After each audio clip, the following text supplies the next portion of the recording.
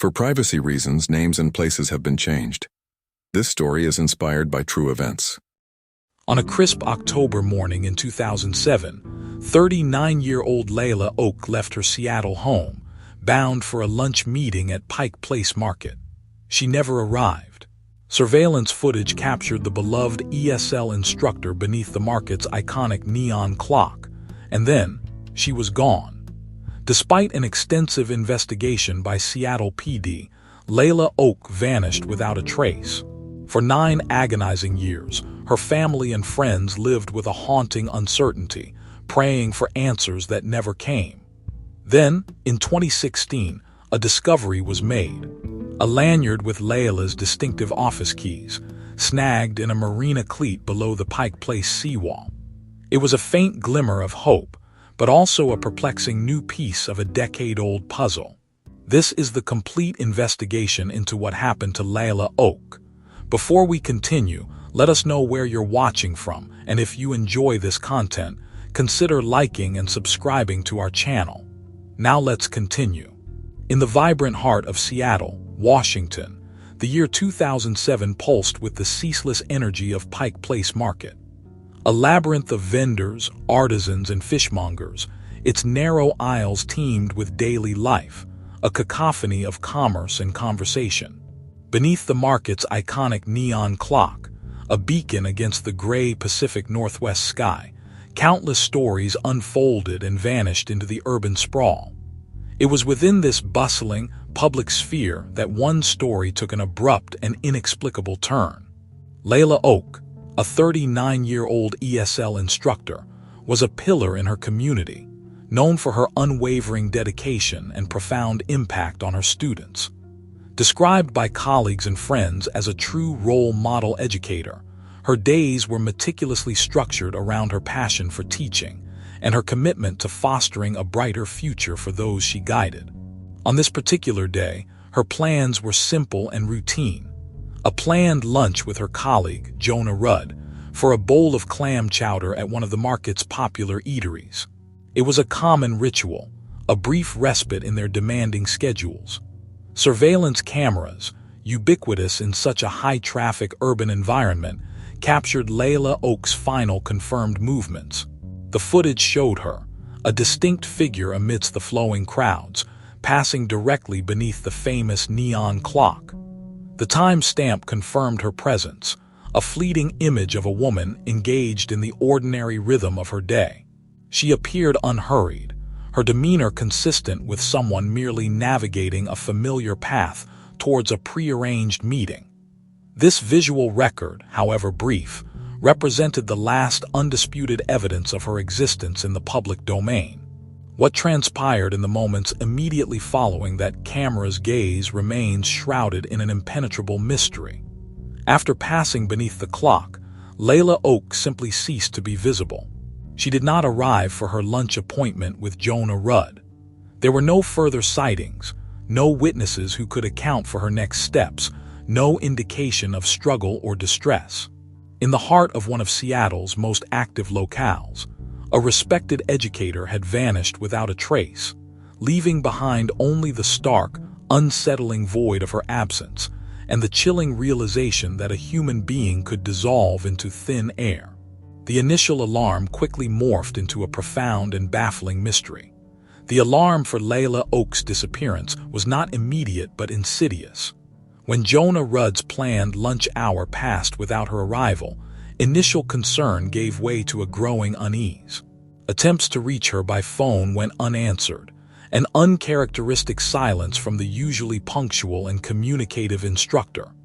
By late afternoon, the absence had become undeniable, prompting Rudd to contact authorities. The search for Layla Oak began in earnest, transitioning from a simple missing persons inquiry to a full-scale investigation within hours.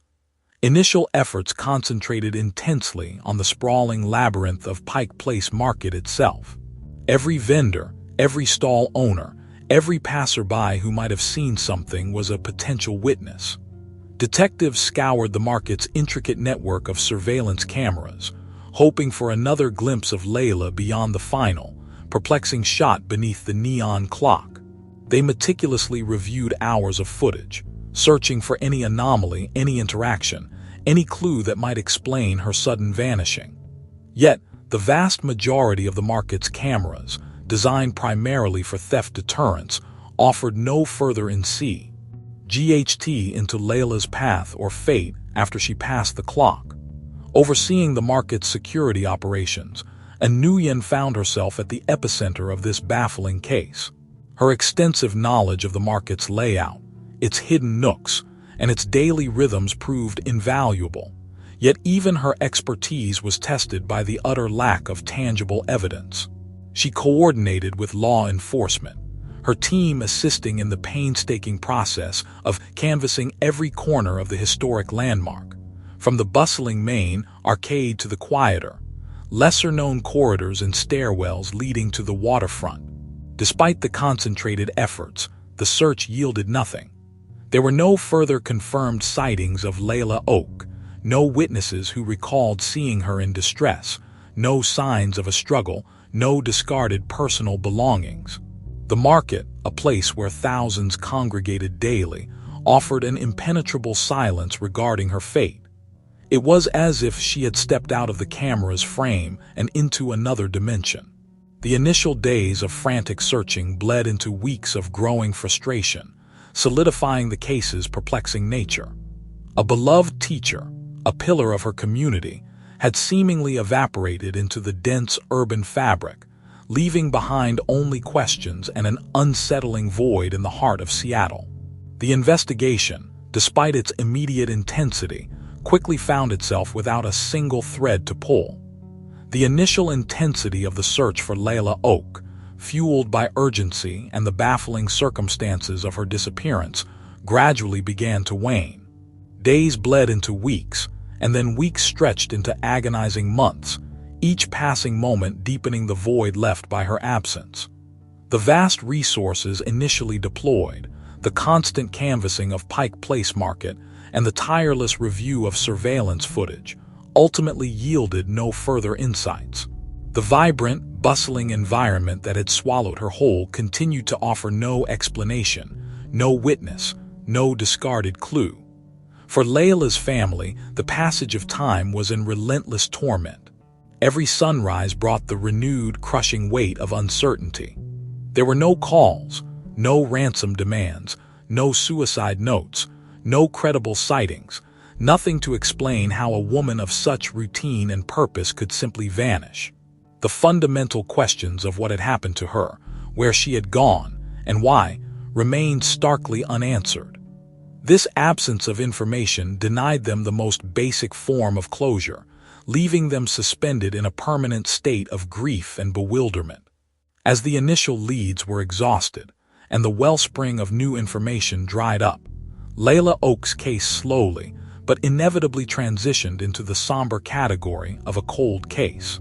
The daily headlines that had once screamed of her disappearance grew infrequent, then ceased altogether, replaced by newer, more pressing stories. While the file remained officially open, a testament to the enduring hope for resolution, active investigation became sporadic. Detectives continued to review the existing evidence periodically, hoping a fresh perspective or a newly developed forensic technique might unlock a dormant secret. But such efforts often proved fruitless. The emotional weight of the unsolved mystery settled heavily not only on Layla's loved ones, but also on the investigators who had dedicated months to her search. The inability to provide answers, to bring clarity to such an inexplicable event, left a lingering sense of professional frustration and personal responsibility. Layla Oak's name became synonymous with an enduring enigma, a stark reminder of a life abruptly truncated, a puzzle without a solution, held captive in the archives of unresolved disappearances for years to come. The file, though open, gathered dust, a silent sentinel to a hope that slowly dimmed with each passing year. 9 years had elapsed since Layla Oak vanished from Pike Place Market, a period that had hardened the initial shock into a dull ache of unresolved grief for her loved ones and a frustrating impasse for investigators. The cold case file, though never officially closed, lay dormant, a testament to a mystery that defied every conventional method of inquiry. Hope for a breakthrough had long since receded, replaced by the grim acceptance of an enduring enigma that had settled over the city of Seattle. Then, in the late summer of 2016, a small, innocuous object surfaced from the depths of the Seattle waterfront, shattering the quiet despair that had enveloped the case. Snagged on a weathered marina cleat, nestled just below the imposing seawall that buttressed the Pike Place Market waterfront, was a lanyard. Attached to it, a cluster of office keys, corroded by years of saltwater exposure but still recognizable. The discovery was made by a dock worker performing routine maintenance, a seemingly mundane find amidst the debris of the bustling harbor. The item was turned over to authorities, and the process of identifying its owner began.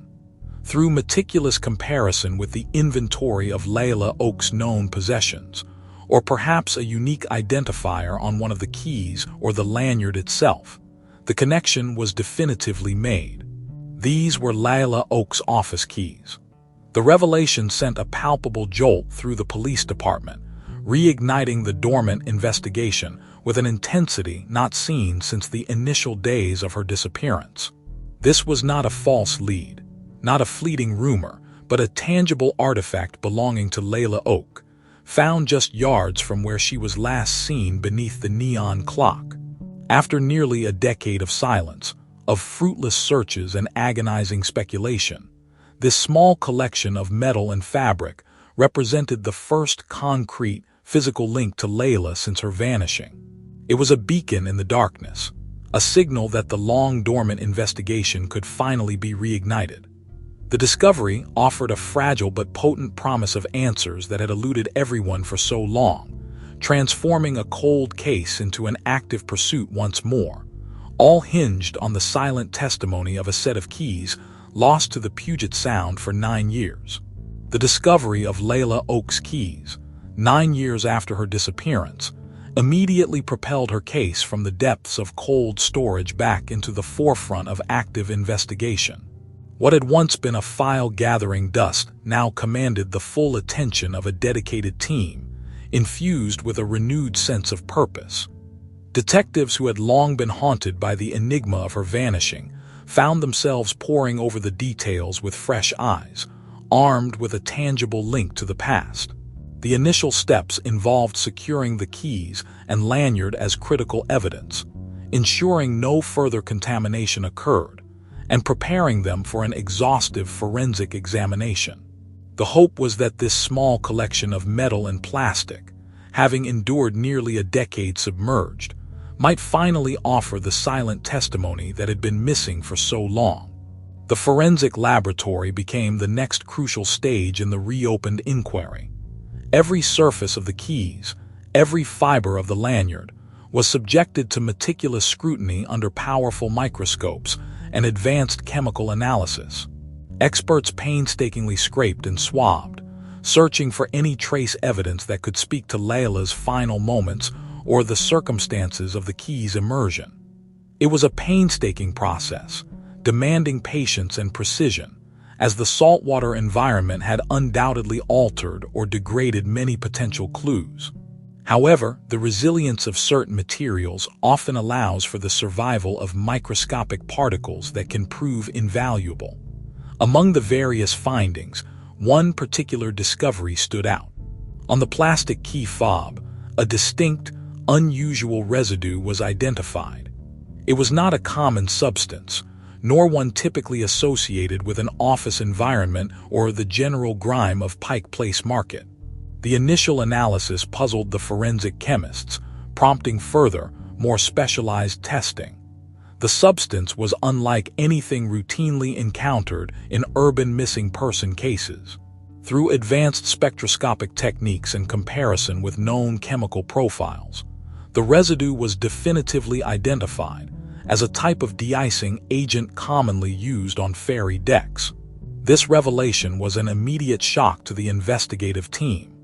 The presence of ferry deck decer on Layla Oak's key fob introduced an entirely new and unexpected dimension to her disappearance. It raised a cascade of urgent questions. How did her keys acquire this specific chemical? Had she been on a ferry? If so, which one, and under what circumstances? Could this seemingly innocuous chemical link her disappearance to the vast waters of Puget Sound and the daily transit of the Washington state ferries? The finding diverted the investigation's focus dramatically, shifting from the confines of the market to the expansive maritime environment, suggesting a pathway for Layla's vanishing that had never before been considered. The presence of ferry deck Dacer on Layla Oak's key fob initiated a profound reevaluation of her disappearance. Investigators understood this was not a random anomaly, but a critical vector, pointing towards an entirely new trajectory for the cold case. The immediate task became to connect this chemical signature to a plausible scenario that coincided with her last known movements. This required a meticulous and painstaking investigative leap, bridging forensic evidence with historical operational data. The team embarked on an exhaustive process of aligning sailing times with historical weather logs from the period of Layla's vanishing in 2007.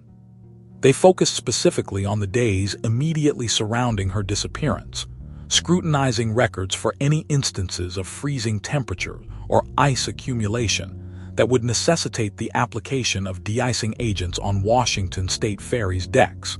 This detailed cross-referencing of environmental conditions with ferry operations proved to be the pivotal breakthrough. The data indicated that on the morning of Layla Oak's disappearance, weather conditions had indeed been sufficiently cold to warrant de-icing procedures on several ferry routes operating from the Seattle waterfront. This narrowed the focus considerably, moving beyond general speculation to a precise temporal and environmental context. This alignment of data concentrated attention on a specific, often overlooked, area: the direct interface between Pike Place Market and the ferry corridor. While the market's main entrances and public pathways were heavily monitored, there existed a less conspicuous connection. Investigation revealed a service gate, typically used by market vendors for deliveries or by authorized personnel, which provided a direct, though unofficial, link from the lower levels of the market to the ferry terminal's restricted access areas and the adjacent piers. This gate, not visible from the main market thoroughfares or typically covered by public surveillance, presented a plausible, unobserved pathway. Further insights were provided by Patrice Lowell, a seasoned WSF deckhand who had worked the Seattle routes for decades. Lowell's intimate knowledge of ferry operations, including specific de-icing protocols and the existence and use of the service gate, proved instrumental. She confirmed the type of Dacer identified on the key fob was standard for WSF vessels during cold weather, and corroborated that the service gate was occasionally used for specific logistical purposes, particularly during periods of high traffic or adverse conditions. Her testimony offered critical practical context to the forensic findings, suggesting that Layla Oak could have, for reasons unknown, accessed this service gate, potentially placing her in direct proximity to a ferry deck where Dacer had been recently applied. The mystery of her vanishing was beginning to yield to the silent language of scientific evidence and operational realities. The convergence of forensic evidence and historical data finally illuminated a plausible mechanism for Layla Oak's vanishing, 9 years after she disappeared from Pike Place Market. The presence of ferry deck Dacer on her key fob, coupled with the identification of a rarely used service gate linking the market's lower levels directly to the ferry corridor, painted a coherent, if still tragic, picture. Investigators theorized that Layla, for reasons that remain unknown, accessed this discreet gate. Whether she was attempting a shortcut, met someone, or was forced into this less trafficked area, the outcome placed her in direct proximity to a Washington state ferry preparing for departure, its deck recently treated with de-icing agents due to the cold morning weather in 2007.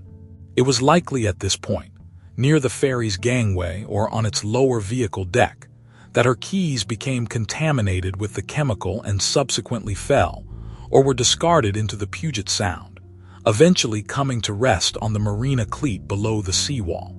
This breakthrough, while not providing Layla Oak's physical remains, offered a long-awaited, evidence-based understanding of her initial disappearance. For her family, the torturous ambiguity of her simply evaporating from a public market was replaced by a concrete, albeit devastating, scenario. The mystery of how she vanished from the public eye was largely resolved, shifting the narrative from an inexplicable disappearance within the market to an incident occurring at its maritime edge. Authorities, too, found a measure of resolution, finally able to piece together the trajectory of her last known moments, guided by the silent testimony of a chemical trace and an obscure access point. Yet despite this significant advancement, the absence of Layla Oak's body meant that full emotional closure remained elusive. The question of her ultimate fate, whether she fell into the water, boarded the ferry and met another end, or was taken against her will, persisted. The how of her initial vanishing was clearer, but the what happened next remained a dark void. The case of Layla Oak became a testament to the power of persistence in cold case investigations.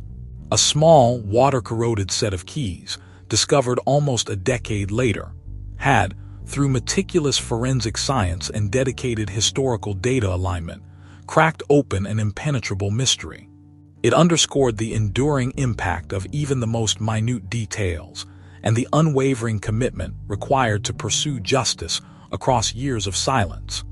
The partial resolution in Layla Oak's disappearance reinforced the critical role of advanced forensics and the human element of investigative tenacity, offering a bittersweet conclusion to a long unanswered question.